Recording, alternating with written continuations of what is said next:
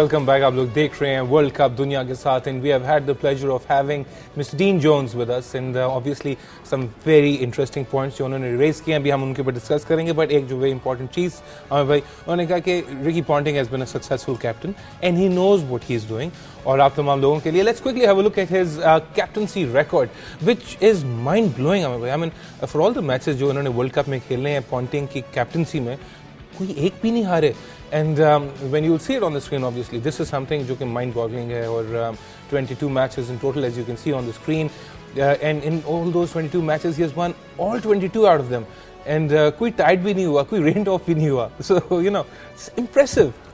ना सिर्फ इनका जो रिकॉर्ड है कैप्टनसी का वो बहुत अच्छा है, प्लस इन्होंने जब भी फाइनल्स में आए तो बड़ी ज़बरदस्त परफॉर्मेंसेस दी हैं, स्पेशली जब इनका पहला वर्ल्ड कप था 100 और वो जो इनिंग्स थी टोटली डिमोलिश कर दिया और उन्होंने बिल्कुल batted the Indian team out of that finals. तो आई थिंक ये भी बड़ी इंपॉर्टेंट चीज़ है कि he knows how to handle that pressure as a captain and as a batsman to.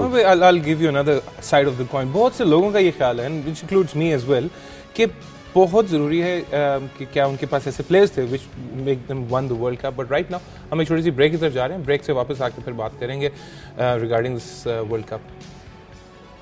And obviously we'll go through the break a little bit later. भाई ये जो कहते हैं कि उनके पास ये great players, great bowlers, McGrath, Warnes and you know Flemings and Rifles, and then later on they have had Gillespies and all, and they had a huge batting order, Gilchrist, Hayden and you know list is long. आप जितने मर्जी नाम ले लें, जो सबसे important चीज़ है वो ये है कि जो भी प्लेयर आता है उसको ये पता है मेरा टीम में रोल क्या है और कौन सी सिचुएशंस में जब कप्तान ने मुझे बैटिंग करने का कहना है तो मैंने क्या करना है अंदर जाके, अगर मुझे बॉल दिया है अगर मुश्किल हालात में तो आपने क्या करना है एज ए बॉलर। तो ये बहुत अच्छी चीज़ है कि जिस तरह इन प्लेयर्स का ब्रॉटअप है वो जो है वो आपको जब ये ग्राउंड में आते हैं तो वो पता चलता है। और वो जितनी भी ऑपोजिशंस हैं अगर वो ये सोच रही हो कि हम तो अब आराम से मैच जीत गए, लेकिन सडनली आफ्टर 5 ओवर्स आपको पता चलता है नहीं आप तो दोबारा से मुश्किल में आ गए। तो ये जो उनकी ब्रीडिंग है that has made the difference, not the names. बिल्कुल ठीक। यहाँ पे हम अपनी डिस्कशन को कंटिन्यू करेंगे, बट ऑब्वियसली आप भी हमारे साथ इस डिस्कशन में आ सकते हैं obviously by calling us and have a look at the phone numbers on the screen for you. आप हमें कॉल कर सकते हैं, आमिर भाई से जो भी कोई क्वेश्चन हो you can ask live on 042-363-08157 and all the numbers and obviously आप हमें ईमेल भी कर सकते हैं। आमिर भाई आई मीन यस, एक चीज़ जो थोड़ी सी मेरे लिए और कंसर्न है जो डीन जोन्स ने की थी कि 30 to 40% अभी भी रहते हैं। एंड लास्ट मैच जो हमने देखा Ricky Ponting the captain of Australia ने कहा कि we need to improve our batting against the spinners and spin friendly conditions भी हैं। तो ये वो 30-40% है जिसको बाकी टीम्स एक्सप्लॉइट करके एग्जैक्टली आप अब अगेंस्ट ऑस्ट्रेलिया तो जिसने भी जीतना है उसके दिमाग में सिर्फ एक चीज़ होगी विकेट्स विकेट्स विकेट्स। अगर आप अर्ली विकेट्स ले लेते हैं तो फिर ऑस्ट्रेलिया चूंकि आपने देखा कि नीचे इतना ज़्यादा एक्सपीरियंस नहीं है और इनके जो फर्ग्यूसन है although is a very good batsman जो रिप्लेस होके आए हैं, लेकिन अभी उनको टाइम लगेगा कि वो वाली परफॉर्मेंसेस दें जो आप हंसी से एक्सपेक्ट कर सकते हैं और किसी और सीजन प्लेयर से आप एक्सपेक्ट कर सकते हैं। और दूसरी चीज़ मैं ये कहना चाहूँगा कि उनके क्रेग वाइट भी जो हैं बड़े एक्सप्लोसिव बैट्समैन हैं बट लेटली ऑफ कलर नज़र आ रहे हैं। उनकी जो स्ट्रोक मेकिंग है उसमें इतना ज़्यादा कॉन्फिडेंस और पॉजिटिविटी नज़र नहीं आ रही। तो I think against Australia, early wickets is the name of the game. And how about Clark? I mean, हमें पता है कि he's a very solid batsman, good technique, but even with all the beautiful techniques that he has, ना वो Australian wickets पे score कर पा रहे हैं और सब कॉन्टिनेंट में भी। ओवर द इयर्स अगर ऑस्ट्रेलिया के क्रिकेट को बहुत क्लोजली फॉलो किया है और अगर आपने ये डिटरमिन करने की कोशिश की है कि इनके बैट्समैनों में आपको वीकनेसेस क्या नजर आती हैं, तो एक चीज़ जो है वो स्प्रिंग करती है आपके माइंड में, ये अंदर आते गेंद के ऊपर तंग होते हैं बहुत ज़्यादा। और जब गेंद टर्न होगा ऑफ स्पिनर्स और जो गेंद अंदर लेके आएंगे गूगलीज या रिवर्स स्विंग में वो काफ़ी ज़्यादा इनको तंग करेंगे। बिल्कुल ठीक। We can talk more of this but let's take a call. Hello, अस्सलाम वालेकुम। हेलो जमशेद, अस्सलाम वालेकुम। वालेकुम अस्सलाम जनाब। जी जमशेद, आप क्या पूछना चाहेंगे आमिर भाई से? मैं ये पूछना चाहता हूँ कि कल इंडिया और ऑस्ट्रेलिया का मैच हुआ है, बहुत डर्ट पिच थी, बहुत लो पिच थी और जैसे कि हमारे पास सिर्फ एक ही स्पिनर है वो भी सईद अजमल, बिल्कुल ठीक, अब्दुल रहमान। बिल्कुल ठीक। क्या पिचों का मतलब हमें एक मैच में 2 स्पिनर खिलाना पड़ेंगे या एक ही स्पिनर पे इंतजार करना पड़ेगा? जमशेद बहुत बहुत शुक्रिया जी। I think it's a very important question. देखिए ये डिपेंड करता है कौन सी पिच है, आप किस पिच के ऊपर आप खेल रहे हैं, उसमें फिर आपने डिटरमिन करना। अगर आप ये समझते हैं कि स्पिनर्स का रोल बहुत ज्यादा इंपॉर्टेंट है, yes you can play, you will be tempted to play extra spinner. लेकिन मेरे ख्याल में अगर पाकिस्तान एक अच्छा फॉर्मूले के साथ जाए, 3 बॉलर्स, देखिए वहाब रियाज रिवर्स स्विंग कर रहे हैं और Wahab Riaz, let me tell you, आपको लेफ्ट हैंडेड बैट्समैन के अगेंस्ट बहुत यूटिलिटी लेके आ सकते हैं। रिवर्स स्विंग, इनकमिंग डिलीवरीज तंग करेंगे। राइट हैंडेड बैट्समैन के खिलाफ मेरी थोड़ी सी रिजर्वेशंस है उनकी बॉलिंग के ऊपर। शुएब अख्तर रिवर्स स्विंग करेंगे प्रोवाइडेड अगर उनकी स्पेल मैनेजमेंट अच्छी हुई। तो ये एक spinner Shahid Afridi and Mohammad Hafeez, I think that's gonna be a good combination, it's a perfect gel, very good combination. लेकिन again it depends on the pitches. Let's take another call जी। हेलो, अस्सलाम वालेकुम।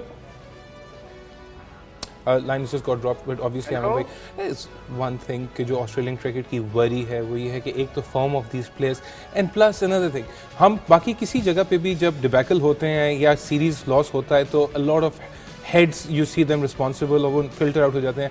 इतनी बड़ी ड्रबिंग के बाद in the Ashes we see the same players coming into the system. Okay, देखिए हमारी क्रिकेट जो आगे मूव नहीं कर सकी, उसकी वजह यही है कि हमने अपने सिस्टम को क्रिटिसाइज किया, अपने फॉर्मेट्स को हमने क्रिटिसाइज किया, बजाय कि अपना सिस्टम तगड़ा करते। और सिस्टम तगड़ा करने के बाद वो अच्छे क्रिकेटर्स को प्रोड्यूस करता, वो हमने निगलेक्ट किया। हम 1-2 बंदों की बातों को सुन के आपने अपना बिल्कुल डाइल्यूट कर दिया, अपना जो स्ट्रक्चर था क्रिकेट का, उसका खमियाजा अब आपको भुगतना पड़ा है। आप जो हेड रोल की बात करते हैं, ये आसान चीज है, लेकिन सिस्टम आप देखें, ऑस्ट्रेलिया हारा, उन्होंने क्या कहा, हमने अपने सिस्टम को रिवाइज करना है। बिल्कुल ठीक। Got to take another call जी। हेलो, अस्सलाम वालेकुम। वालेकुम अस्सलाम, असद बात कर रहा हूं इस्लामाबाद से। जी, कौन बात करें? असद जी। असद, क्या पूछना चाहेंगे? मैं आमिर साहब से पूछना चाहूंगा कि हमने ऑस्ट्रेलिया और इंडिया का जो मैच देखा है कल, उससे हमें एक बड़ा पॉजिटिव रिस्पेक्ट नजर आता है अपनी टीम के लिए, कि जब हम आमिर और आसिफ के बगैर टीम खेलने के लिए मैदान में उतरेगी तो हम ये देखते हैं कि जो ड्यू का फैक्टर है वो हमारे स्पिनर्स को बड़ा अच्छा रोल दे सकता है। आसिफ, हफीज, और अगर हम 2 ओवर स्पिनर खिलाते हैं तो बड़ा ये अच्छा फैक्टर होगा। तो आमिर साहब से पूछना चाहूंगा, क्या वो समझते हैं कि वाकई में आमिर और आसिफ का जो रोल हमें एक धक्का था वो खत्म हो गया है और एक पॉजिटिव एस्पेक्ट है हमारे लिए सब कॉन्टिनेंट में खेलने के लिए? बहुत बहुत शुक्रिया असद। और अगर आपने हमारी ट्रांसमिशन देखी हो, महेंद्र रामानाथ ने भी ड्यू फैक्टर के बारे में बड़ी कॉम्प्रिहेंसिवली बात की थी। एंड देखिए, ड्यू फैक्टर अगर आता है ना तो ये हमारे लिए अच्छा नहीं है, ये हमारे लिए अच्छा नहीं है, क्योंकि हम लोग बहुत ज्यादा रिलायंट हैं रिवर्स स्विंग के ऊपर, और अगर ड्यू फैक्टर आ गया तो हमारा मोराल एकदम से बहुत ज़्यादा नीचे गिर जाएगा और इनको बहुत ज़्यादा मेहनत करनी पड़ेगी। और मेरे ख्याल में जो इन्होंने क्वेश्चन किया था आसिफ और आमिर का, देखें हम लोगों ने हर चीज़ को हवा बना लेते हैं। मोहम्मद आमिर और मोहम्मद आसिफ के होते भी आप कोई बड़ा टूर्नामेंट नहीं जीत पाए, कोई बायलैटरल सीरीज नहीं जीत पाए आप। वनडे सीरीज भी हारे, एक 2020 का वर्ल्ड कप डेफिनेटली आप जीते, हर सीरीज आप हारते रहे।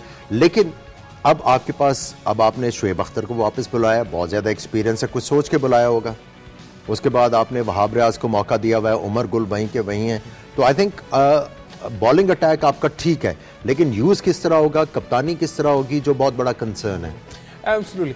Now this was the talking points of the Australian cricket. हम उनकी strengths की भी बात की, डीन जोन्स ने उनकी weakness की भी बात की, and obviously the idea that we floated, even Dean Jones जो है, he was new to that, and they will be thinking, some heads will be thinking along the lines के जो हमने power plays को अपनी ट्रांसमिशन में discuss किया कि किस टाइम्स पे लेना चाहिए। आप लोगों की जो इनपुट है वो भी बहुत मैटर करती है, एंड ऑब्वियसली यू पार्टिसिपेट। और ये किट बैग्स आप देख रहे हैं courtesy to एहसान, ये हमारी ट्रांसमिशन का हिस्सा है, which will be giving it to you. भाई, time for the lucky draw, please. Well, there you go. Now the numbers are running, and they're running very fast. Obviously, जो भी जीतेगा, we will contact them, and this is the number. Wow, Shakil Ahmed from Lahore is the lucky winner, and obviously somebody will. I think Lahore के लोग काफी ज्यादा lucky साबित हो रही हैं। कंसिस्टेंटली लाहौर के, मोस्टली लाहौर के लड़कों का निकल रहा है। बिल्कुल ठीक। वो आमिर भाई, thank you so much for being with us. आज का क्वेश्चन भी आपने नोट किया। Obviously you can participate, call us, email us, send us SMS, and of course you can obviously log on to our network, and वहां पे भी आप अपने कमेंट्स दे सकते हैं। आमिर भाई, thank you so much for being with अस। इंशाल्लाह कल किसी और टीम के साथ फिर हाजिर होंगे। टिल देन हमारी पूरी टीम को इजाजत दें। अल्लाह हाफिज।